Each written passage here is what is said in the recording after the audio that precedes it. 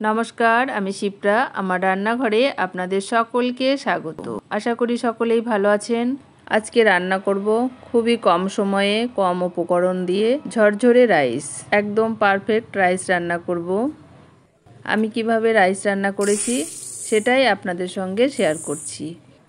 আমি এখানে 3 কোটো চাল নিয়েছি, 750 গ্রাম চাল নিয়েছি। এটা বিরিয়ানির চাল নিয়েছি। চালটা আমি ভালো করে ধুয়ে তারপর 1 ঘন্টা মতো ভিজিয়ে রাখছি। চালটা ভেজানোর পরে ধুতে গেলে চালগুলো ভেঙে যাবে।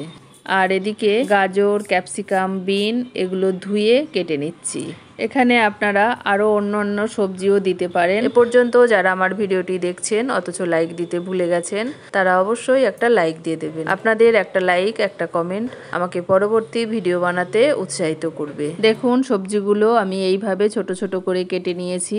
এখানে কিছু মশলা নিয়েছি, সেগুলো দেখিয়ে দিচ্ছি।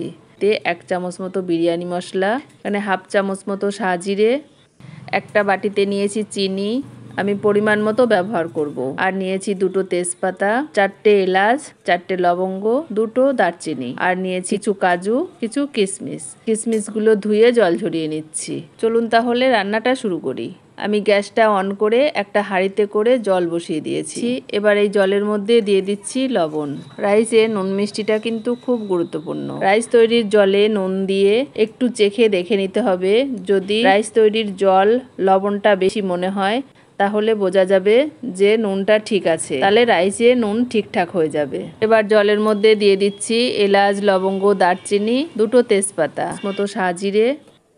দেখুন জলটা ফুটতে শুরু করেছে। এবার এর মধ্যে দিয়ে দিচ্ছি 1 চামচ মতো সাদা তেল। এবার আমি যে চালটা ভিজিয়ে রেখেছিলাম সেই চালটার জলটা ঝরিয়ে দিয়ে দিচ্ছি। রাইসে নুন মিষ্টি ঠিকঠাক না হলে রাইস খেতে ভালো লাগে না। নেড়ে চেড়ে ঢাকনা দিয়ে ঢেকে দিচ্ছি। আমি 8 থেকে 10 মিনিট রান্না করে নেব। একটা চাল এক রকম, কম বেশি সময় লাগে। আমার এটা 10 মিনিট লেগেছে রান্না করতে।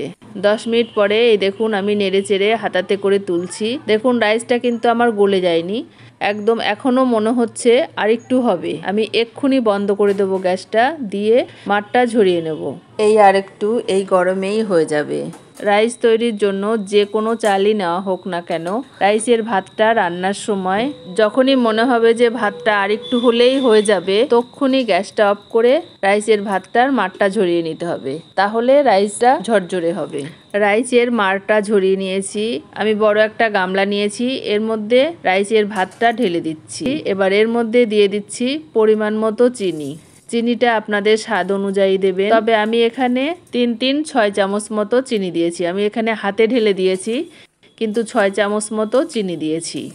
এবার এর মধ্যে যে মশলা দিয়েছিলাম এলাচ, লবঙ্গ, দারচিনি, জয়িত্রী, এগুলো বেছে ফেলে দিচ্ছি। এগুলো মুখে পড়লে ভালো লাগবে না। আপনারা এখানে ছোট্ট একটা কাপড়ের পুটলিতে করে এই মশলাগুলো দিতে পারেন। আমি অল্প রাইস করেছি, সেই জন্য এর মধ্যে এইভাবেই দিয়েছি, কিন্তু আপনারা কাপড়ের পুটলিতে বেঁধে দিলে আপনাদের সুবিধা হবে তুলে ফেলে দেওয়ার জন্য। এবার রাইসের ভাতটা চিনির সঙ্গে মিশিয়ে রেখে দিচ্ছি। আজকে আমার চ্যানেলে নতুন হয়ে থাকলে চ্যানেলটিকে সাবস্ক্রাইব করে পাশে থাকা বেল আইকনটি অন করে রাখুন, তাহলে আমি যখনই কোনো নতুন রেসিপি দেব আপনারা আপনাদের সুবিধা মতো দেখে নেবেন। আর লাইক কমেন্ট করে মতামত জানাবেন। এবার গ্যাসটা অন করে গ্যাসে কড়াই বসিয়ে দিয়েছি। দিয়ে দিচ্ছি সাদা তেল। তেলটা গরম হয়ে গেছে। এবার কেটে রেখেছিলাম সবজিগুলো দিয়ে দিচ্ছি। আর যদি আমার ভিডিওটি ফেসবুক পেজ থেকে দেখে থাকেন তাহলে লাইক, শেয়ার, কমেন্ট এবং পেজটিকে ফলো করে নেওয়ার অনুরোধ রইল। দিয়ে দিচ্ছি স্বাদ অনুযায়ী লবণ আর 1 চামচ মতো চিনি। মিষ্টিটা আপনারা আপনাদের স্বাদ অনুযায়ী দেবেন। এবার নেড়ে চেড়ে সবজিগুলো ভেজে নিচ্ছি। দেখুন সবজিগুলো সিদ্ধ হয়ে গেছে, সবজিগুলো ভাজা হয়ে গেছে। এবার সবজিগুলো তুলে রাইসের উপরে দিয়ে দিচ্ছি। এই রকম সহজ রেসিপি দেখার ইচ্ছে হলে আমার পেজ বা চ্যানেলটি ঘুরে দেখুন। ভালো লাগলে লাইক, কমেন্ট করে সাথেই থাকুন।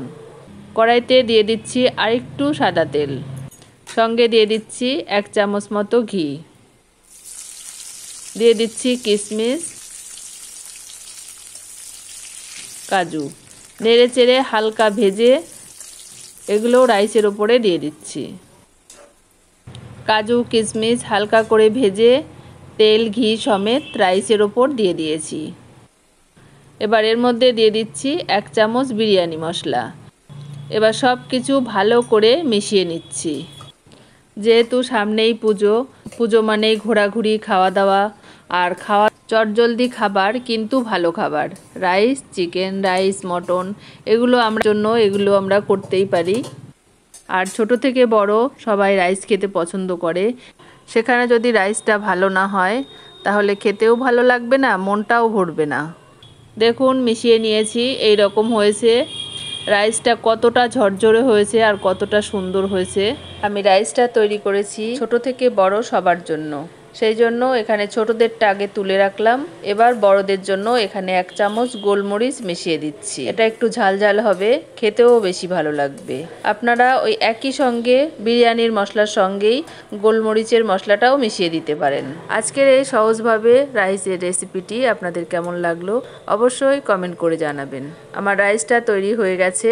আমি চিকেনটা আগেই রান্না করে রেখেছিলাম, এবার গরম গরম পরিবেশন করছি। এভাবে আপনারাও একদিন রাইস তৈরি করে দেখুন, একদম ঝরঝরে পারফেক্ট রাইস তৈরি করতে পারবেন। রেসিপিটি ভালো লাগলে লাইক, কমেন্ট।